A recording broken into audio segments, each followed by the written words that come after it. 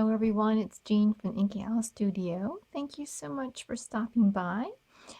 Today I'm still working on the Emma, well, I don't know. It's going to be a Jane Austen journal, but may or may not be Emma. Maybe all of them. I think the last time we were here, we made this little flip out daily, and I put on, I don't think I did this when I was with you, but I added on a little paper doll on the front. It looks so cute. And I am rethinking whether to put this on the outside of the signature or to make this perhaps the middle of the signature. So I am kind of like bouncing that idea around a little bit. I pulled out a few papers, nothing, just a few things to put in here. I still have more to do on that. And then I made these fabric ruffles. And so I thought what I would do is show you how I do those in case there's people that, you know, haven't done this, or, you know, there's a lot of people who are new to junk journaling. So I thought I'll just show you my method of putting them together. All right, hopefully I've set the machine up so that you can see. It's really kind of hard because there's so much reflection on my machine here. But anyways, I just basically hand torn the strips of fabric, as you can see. And sometimes I iron it, and if you don't iron, sometimes you get these little kinks, these little fold overs here on the side of the fabric. And so sometimes I just iron it, but I didn't iron this one in this case. And so when I start out, I usually start out with the fold down, okay, as opposed to folding it up. And I just find this easier. It's not like, you know, everybody has a different way of doing this particular procedure, but I'm just going to show you mine in case you were curious as to how I do it.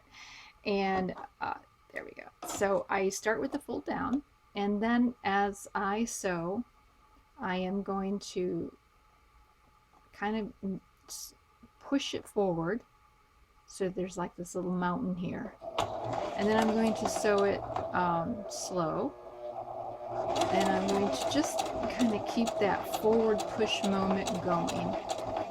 All right, and sometimes or what my foot does is it kind of comes up, it's not like straight out. So that really makes this process easier because it kind of curves up and then it will grab the fabric better. But I think you should be able to do this even without doing that. And just, you know, I'm just going to scrunch it up here.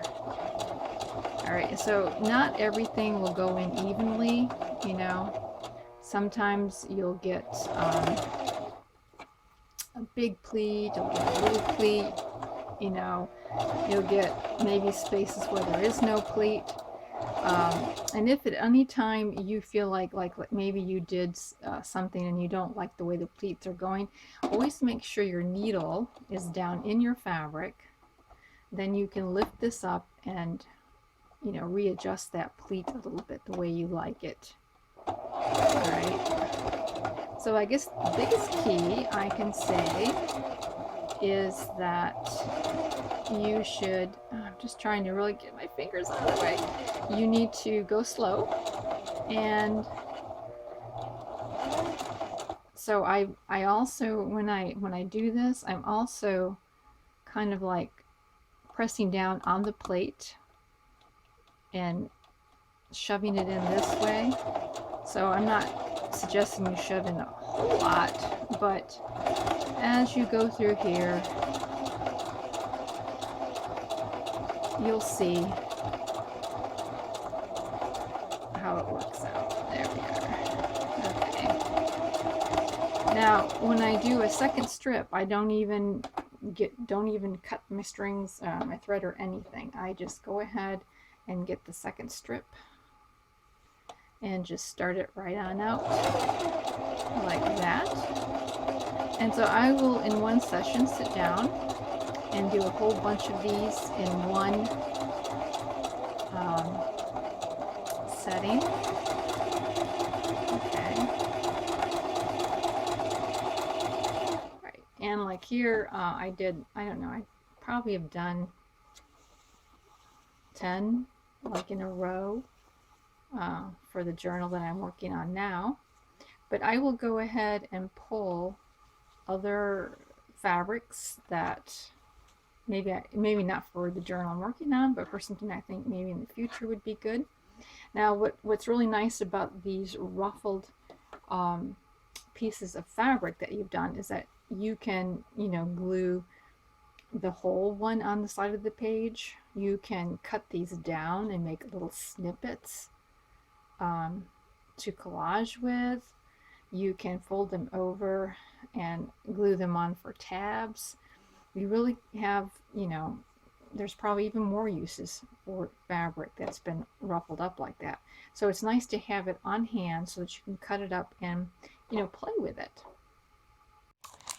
I bought these when these were on sale, and this is the T Holtz wallpaper, worn wallpaper. I don't know, they probably were on clearance and they might not even sell these anymore, this particular package of designs. But I've had them for quite a while, and it's like, I need to use these up. So what I did was I pulled out a few sheets, ones that I thought, you know, were more representative of the time that the Regency period. Kind of reminded me of wallpaper then, because some of the in the wallpaper pack is very retro, very 50s, 60s looking. So I got these two, and I got more, but these are the two I'm going to work with right now. And what I did was I'm going to make a super tag out of it. And most of them, the layout is this way rather than this way. So, you know, the tag has to be pretty big.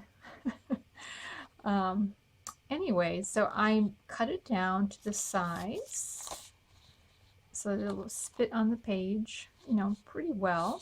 I think I took off about an inch and a half in the bottom and a little bit on the sides to kind of cut it down.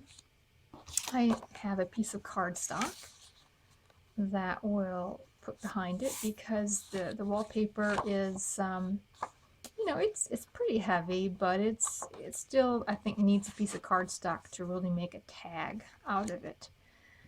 And I have this little envelope that I've inked around. So before I put these two pieces together, I am going to take this envelope and I'm going to glue it to the back of the cardstock. So I just want to make a tag. It's got, you know, a number of pockets, and probably the tag you will be putting into your journal with like a clip or something, kind of clip it to the page. That's what I'm kind of envisioning happening. Now I'm going to glue this towards the bottom of the tag, and I'm going to keep in mind that I want to cut the corners off to make this a tag shape, so I don't want this envelope to go above that particular area. And then on this side, I'm going to be placing the wallpaper. Now I am going to sew around this in the end, so I'm just going to tack it down with some glue, this little piece of glue stick here. I just want to put it in position, but if you're not sewing, definitely can just glue it right on. And so I've got that on there. Alrighty. So the back of the tag then is going to have a flip. Now the front of the tag, I pulled this out. I think it coordinates, you know, pretty well with this particular pattern. So I think this pocket should be about this tall. And now I will put down here how I need to cut that off.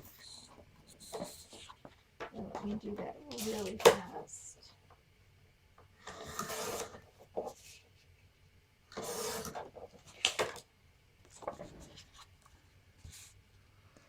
And now I want to cut it at a slant. So I'm going to just come out about 3/4 of an inch here on this corner, and down here I'm going to go up 3/4 of an inch here. So between these 2 points then is where I want to trim off the paper so that I have just a little bit of a lip on both ends there.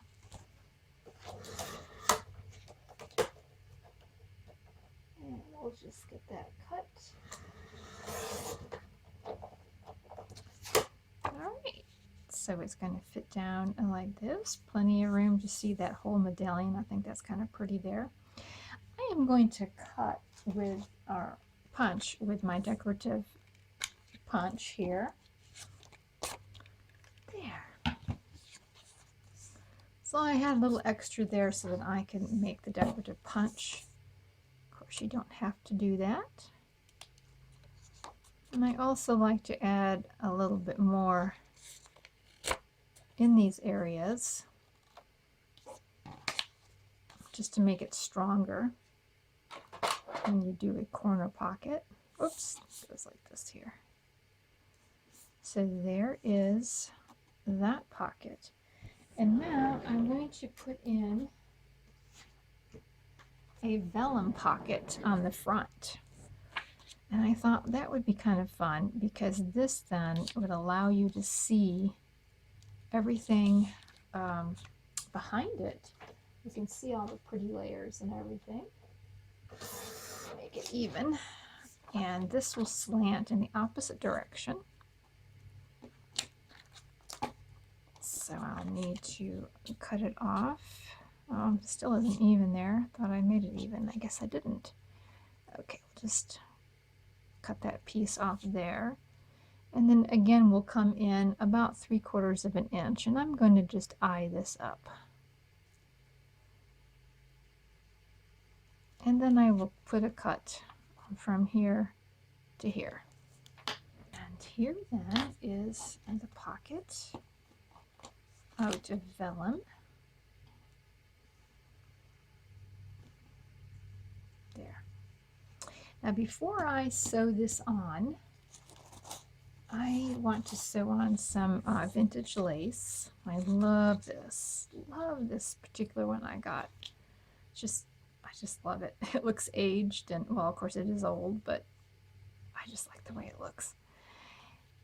I'm going to sew this right there on the edge before I sew all the way around the pocket. If you're going to glue, then of course you're going to glue it. Also, before I forget, I got to put in the slants over here on the side, cut off these corners.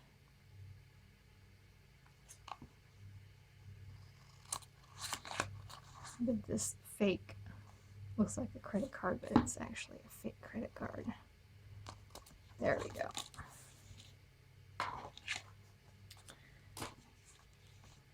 And now I will be able to sew. Now when you sew, if you're going to be sewing around it, make sure that your envelope is out like that. So when you put this on here, put these two on together, you'll be sewing around this way and you won't be sewing your envelope to the back. Alrighty, I have sewn around it on the outside, made sure that my envelope was out when I sewed down here. And I did forget to mention to put in between the cardstock and the wallpaper, to put in a little thin string. This is embroidery floss. You know, something that's soft and thin. Twine might be a little too heavy for this, but to glue a little piece of that on the inside of the cardstock and then sew over it, or glue it. May want to put a piece of tape there as well to make sure it stays on the inside. So you have this little string coming out here, and it's about halfway down your envelope, approximately. That's where I placed it. Now I'm going to be putting a pocket here, and this is a piece of cardstock, and I'm going to be making a pocket. But before I do that, I have made a little button out of a hole punch, and little Brad's going to go inside here, and I'm going to place this on the pocket and just stick it in there. Put my button here like so, and I like to put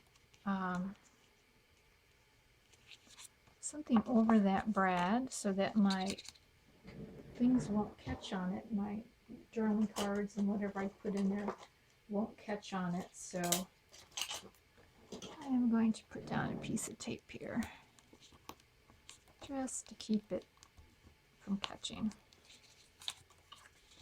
Alrighty, and then we're going to glue this, and that way the little string there can help keep this from flopping too much when you use it. Uh-oh, I think I'm getting down to the end of my glue. There we go. And I'll just stick it right there. There we go. And this way we can close this up so that it's not flopping everywhere. Okay. And now we have the front. And I found this really cute little domino size printout. And this is from the Graphics Very Premium site, and I think it's in the garden, and it's one of the printouts. But I just think it's perfect for this. I do want to cut her down just a little bit. Let's just see if this won't be okay here.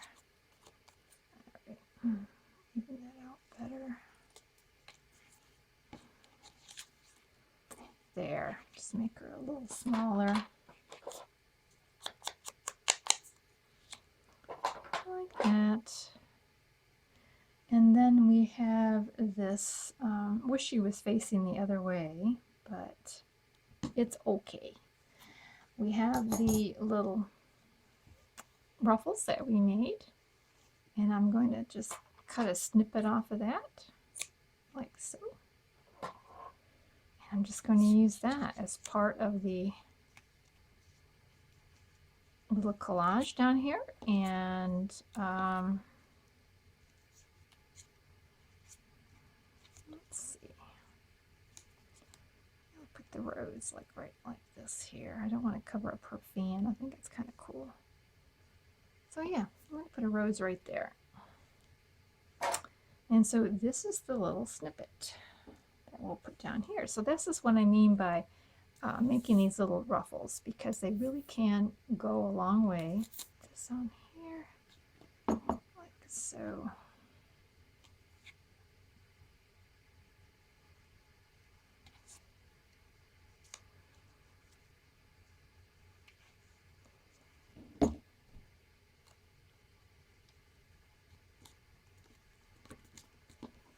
And we'll put on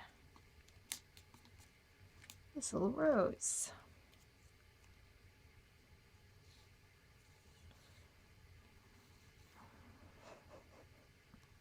I should have filled all my glues before I started.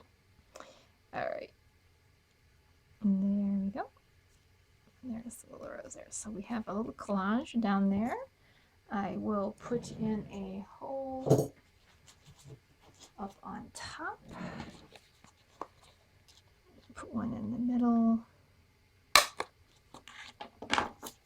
Put down one of these savers here. There. So that one is finished. Here's one I made earlier. I don't know if I'll be using it. I might use it, but anyways, here's a closer look of this tag. And you've got a pocket here and a pocket here where you'll be putting your ephemera in, and then turn it over, and we have this little pocket here, and then we come in and there's another pocket. And if you want to go pocket crazy, well, you could put one here too. But I figured this could be a place for journaling. That's what I was thinking.